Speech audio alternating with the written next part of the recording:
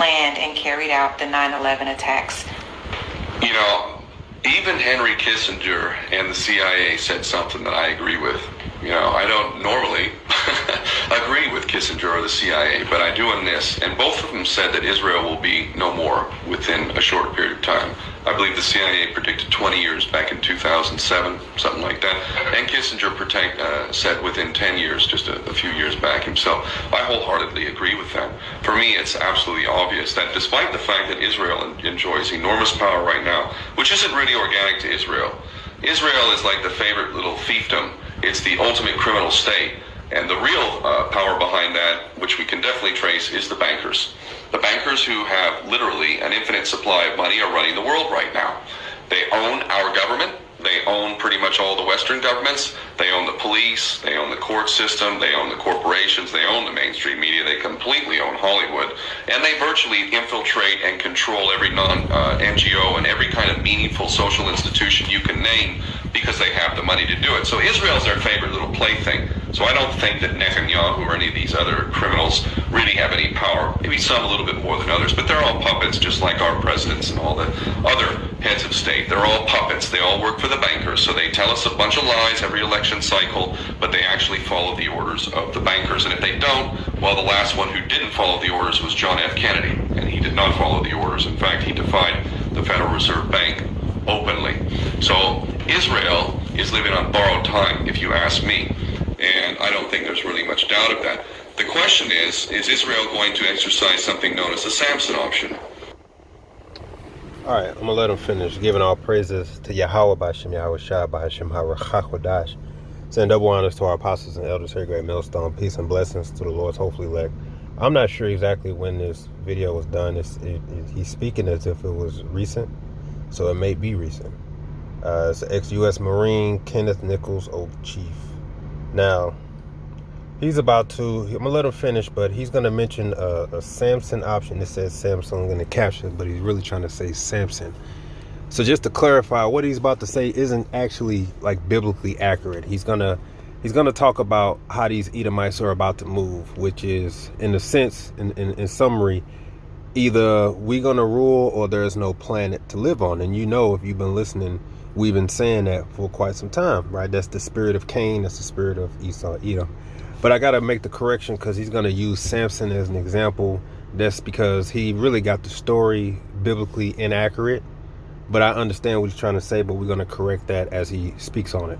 Because now, thanks to our treasonous governments, thanks to John F. Kennedy being assassinated, it is now a reality that Israel has approximately 200 to 400 nuclear weapons.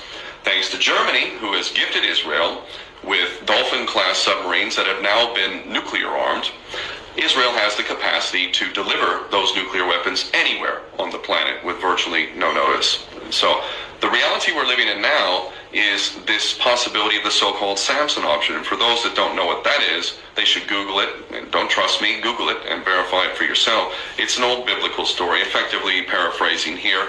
Samson, a Jew, was basically facing an enemy force that was overwhelming. He knew he was not going to be able to beat it back. So what he did was he lured these forces into the temple, and then he pushed down the pillars of the temple, and he killed himself and everyone else. This is the Samson option, and the modern day equivalent, according to high-level thinkers within Israel, is that if Israel's security, if Israel's existence is threatened, that we will take out the whole world. So now, first of all, like I said, it's biblically inaccurate. Okay, first of all, now you said you could say he was a Jew if you mean an Israelite, but he was from the tribe of Dan. Samson was from the tribe of Dan. And no, he did not lure the Philistines. Well, first of all, he wasn't facing a force that was too great, because the Lord literally set up Samson to take down the Philistines, like so much so that they realized that they couldn't beat him, so they used his wife to get to him. That's what you can learn from Samson. You learn from Samson is that you don't, no matter how mighty you are, if you break the commandment of the Lord, you can lose your life, and you can't trust your wife. Meaning, you don't tell her everything, of course, because you got to learn that from Samson, because that's how Samson fell. It was ultimately through his wife, because the enemy was able to infiltrate where they couldn't normally, and they used his wife for that, and they used the wife to get him weak, to tell him the secret, and that's how he fell. That's how he fell. And so you can learn from Samson. Now, Samson was actually set up to loose the Israelites from the hands of the Philistines. The Lord literally set up Samson for that. That's why Samson was basically a force not to be reckoned with. They couldn't beat him. They couldn't stop him. So it wasn't a matter of him luring him in there because he realized he couldn't beat him. That wasn't the case at all. He was actually forced in there because when he lost his power, they blinded him and they were prancing him around for sport. And then that's when he said, all right, well then I'm gonna go ahead and end it all. And then that's when he did the pillars thing. It wasn't a matter of willfully choosing to take his own life to take them out. No, he got himself there by being weak to his woman, telling them the secrets. He lost his power because he broke the Nazirite vow. And when he gained his strength back, he used it to, take it all down because, So we'll read it real quick. This is Judges, but I like what he's saying though. He's getting to a good point, which is them Edomites. They do have the attitude. We're gonna just end it all if we don't prevail. And this is the warning for our people, because we're supposed to tell you why this man is doing everything that he's doing, and it's why it's important to know who you're listening to, because the true prophets are going to warn you everything that's going to happen and why it's going to happen. The scriptures explain it all down. But Judges 16:20. Just to jump to the point, and she said, the Philistines be upon thee, Samson. And he awoke out of his sleep and said, I will go out as other times before and shake myself. And he wist not that the Lord Yahweh was departed from him. Yeah, because like I said, he told, why would you tell the enemy? Well, he told his wife, right, which is a Philistine, the reason, his strength, and he told her to that. So yeah, you broke the vow. So you basically on your own now. It goes on and says, but the Philistines took him and put out his eyes, so they blinded him, and brought him down to Gaza and bound him with fetters of brass, and he did grind in the prison house. So this wasn't like willful. But it goes on, howbeit the hair of his head began to grow again after he was shaven. Then the Lord of the Philistines gathered them together for offer a great sacrifice unto Dagon their God, and to rejoice. For they said, our God had delivered Samson our enemy into our hand. And the people saw him, and when the people saw him, they praised their God, for they said, our God have delivered into our hands our enemy, and the destroyer of our country, which slew many of us. So you see, that's what Samson was. So no, Samson he didn't realize he can't take them all. No, he was literally born to fight this specific battle. It's just, had he not been weak to his woman, he would have actually prevailed at loosing the Israelites from the Philistines and spared his own life. So that's what you learn from Samson. He goes on, and it came to pass when their hearts were married that they said, call for Samson that he may make us sport. And they called for Samson out of the prison house, and he made them sport, and they set him between the pillars. And Samson said unto the lad that held him by the hand, suffer me that I may feel the pillars whereupon the house standeth, that I may lean upon them. Now the house was full of men and women, and the lords of the Philistines were there, and there were upon the roof about 3,000 men and women that beheld while Samson made sport. And Samson called unto the Lord Yahweh and said, O Lord Yahweh, remember me, I pray thee, and strengthen me, I pray thee, only this once, O Yahweh, that I may be at once avenged of the Philistines for my 2 eyes. And Samson took hold of the two middle pillars which the house stood upon, and on it which was borne up of the one in his right hand and of the other in his left. And Samson said, let me die with the Philistines. And he bowed himself with all his might, and the house fell upon the lords and upon the people that were therein. So the dead which he slew at his death were more than they which he slew in his life. Then his brethren and all the house of his father came down and took him and brought him up and buried him between Zorah and Ehostol, in the burying place of Manoah his father, and he judged Israel 20 years. So that's when he used all his strength, because he prayed to the Lord to strengthen him. And that's when he used all his strength with his 2 hands to take down those 2 pillars and took all of them down with him. He took the enemy down with him. So got to clear that up. So let's get back to what he said. That we will use equivalent according to high-level thinkers within Israel, is that if Israel's security, if Israel's existence is threatened, that we will take out the whole world, that we will use nuclear weapons against the whole world, that we will use the threat of destroying the whole world if our existence is threatened. Now keep in mind the bankers own Israel. It's their favorite little plaything. It has no extradition treaties with anyone in the world. It's involved in blood diamond trading. It's in sex trafficking, organ trafficking. It's committing active genocide by the legal definition of the word according to Black's Law Dictionary, genocide. It is the ultimate criminal state. So how much room is there for Israel to continue? The only reason why Israel has existed as long as it has is because it's basically been in the dark. The powers that be in the mainstream media have kept it in the dark. The truth about it has never been exposed. The light has not been exposing it. Now the light is exposing it, and that's why it's living on borrowed time. So the question becomes... Exactly. The powers that be, they work and operate in secrecy. And the world is seeing that these Amalekites, who they are and who they always were, they've always been these type of people. They've always showed that they truly believe that they're the gods and everybody else is peons and everybody else is goyim. They've always held those views, but for a long time, like I said, they were able to operate in the dark. So if you was to try to tell people who really are the international bankers, who really runs the media, who runs Hollywood, all these things, you know, people wouldn't listen to you, and they actually believe, oh, you must be anti-Sem. But now the truth is out, and the Lord has made it so evident that honestly, there's nothing that they can refute anymore.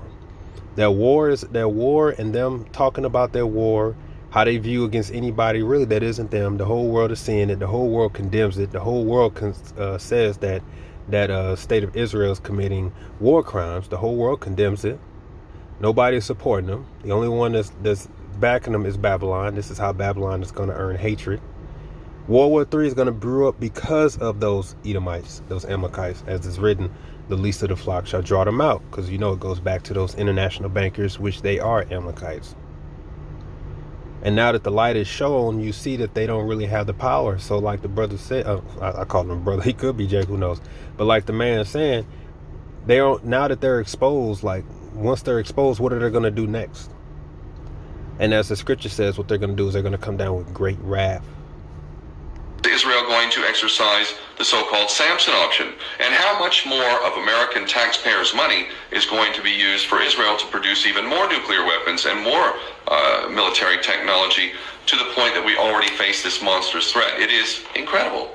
Americans are the main benefactors of Israel, this ultimate criminal state.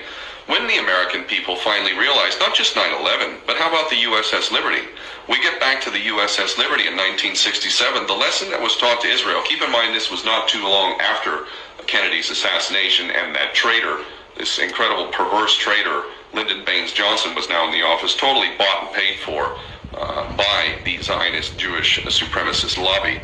And it was in 1967 that Israel literally attacked a defenseless ship, the USS Liberty, in international waters, blue skies, flying the stars and stripes, killed 34 American sailors, really did everything it could to sink that ship. And I would argue that it was divine intervention that it didn't sink. If that ship had sunk, we had nuclear weapons that were fitted on phantom jets that were flying towards Cairo. The end of the world could have happened right back in 1967 due to our best friend and ally, little old Jewish state of Israel.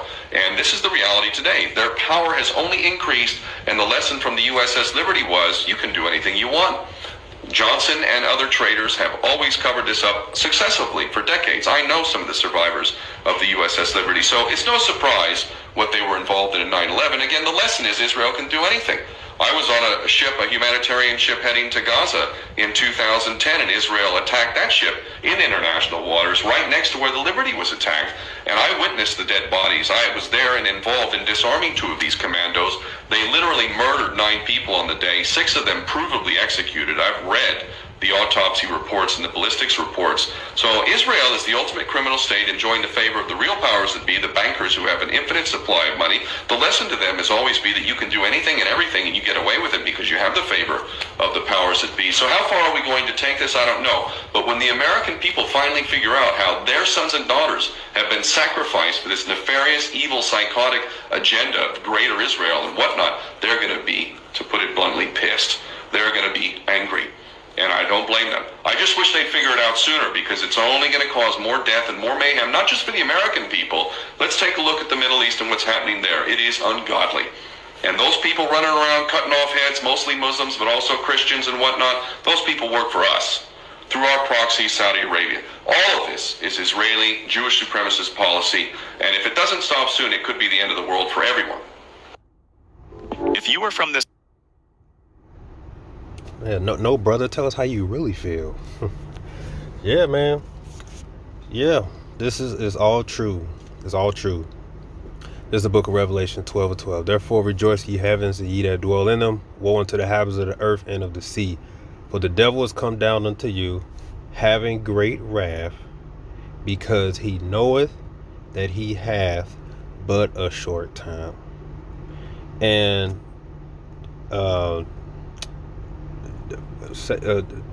Prime Minister Benjamin Satan, not a real Jew, just actually said like a month ago, he said, Israel won't fall, but if we do, we're taking parts of the world with us. So yes, they are going to try to, I know what you mean when you're trying to say Samson effect, but like I said, are they gonna in a sense try to move in that way if we lose and everybody else go down with this? Yeah, that's what the scripture just said. His attitude is, because if I don't maintain my superpower, then there's no planet. And since he knows that the Israelites, the so-called Negroes, Latinos, Native Americans, are God's chosen people, and he knows that the blessing is for us, since he has us, you could say, in his grasp, because we're the poor, he's going to execute all that his heart's desire to try to persecute the woman child, as Revelation 12 explains, because he knows that it's over with. It's over for him. That's what Alligator Alcatraz is all about. It's not about deporting. It's not about, immigration. It's not about getting the country cleaned up. It's not about making sure people legal. No, this is all about persecuting the woman child, persecuting Israel, because he he has but a short time. The war in Gaza, all of that, that's the October 7th, all that was staged for the simple fact, for an excuse to attack. And they're not putting down the sword. Has nothing to do with retaliation and Hamas. That you see, they don't even talk about that anymore. It's just attack. And that was always the goal from the beginning, and everybody's seeing it now. Like, you guys are just a bunch of liars. You're just greedy. And yes, everybody knows about 9/11 now. See, it's not a secret anymore. It was for 20 years. It's not a secret anymore. Even Iran said the same thing. They're going to plan another staged attack and try to blame us like they did 9/11. All these other nations, they're boasting against this man now. And the more and more he gets exposed, what do you think he's going to do? He's going to come down with great wrath. That's what the concentration camps are for. That's what the martial law is going to be for. That's what the microchip is going to be for. The book of Psalms 37:11. But the meek shall inherit the earth and shall delight themselves in the abundance of peace. The meek is going to inherit the earth. Just like that lesson I did, that video with the Israelites that was on the Jesse Peterson show back in the 90s. That Edomite asked the Israelite, the brother, the same question. He said, if there's no chance for me to please my God, then what's just stopping us from just killing all of you? We have the nukes. That's their attitude. Verse 12, he says, the wicked plotteth against the just, and gnasheth upon him with his teeth. The Lord shall laugh at him, for he seeth that his day is coming. This is what fuels Esau Edom to do what he's doing. And this is why it's very important to know who you're listening to, because they're supposed to give you this warning, because this devil is moving fast, and you got to know why. It's because we're about to enter our kingdom. But he sees that he's at his end, so he's going to try to do what? Take everything and everyone down with him. He's literally telling the world, either I remain a superpower on the earth, or there is no earth to inhabit. That's what he's saying. So everybody in America is afraid of a World War III. It's going to happen. He won't not let it happen, simply because that's not going to stop other countries from moving to make their own currency. That's not going to stop these other countries to move forward. The dollar can no longer be used as a weapon. So he's going to basically lose his position as the hammer on the earth. You think he's going to let that go lightly? No, he's coming down with great wrath. And he got you Israelites, he got our people in the scope. because he knows why he's at his end. He knows he's about to meet his maker. He knows that Yahushua is an Israelite, so-called black man, a real Jew. He knows that we're the ones that's next, and since he has us in his grasp, he's going to what? Execute great vengeance. Just like he did when he was Cain, just like he did what he said in his heart when he was born back in the back in the day. And that's what the book of Obadiah is all about. Revelation 12, verse 17. And the dragon was wroth with the woman and went to make war with the remnant of her seed, which kept the commandments of Yahweh, which have the testimony of Yahushua HaMashiach. So yes, that's the attitude, and that's going to fuel this devil to do what he's going to do. This is why you need to come back to the Lord, so that you could be in the know. You're watching for the prophecies. You're watching to see what's happening. And you know that we're about to be delivered. You don't want to be caught naked out here thinking that you got 20, 30 years and thinking that you got time to build a community. All while you're doing all that, this devil is looking to really nuke the planet and nuke you and put you in concentration camps, because he knows what time it is, but you don't know what time it is. Shalom.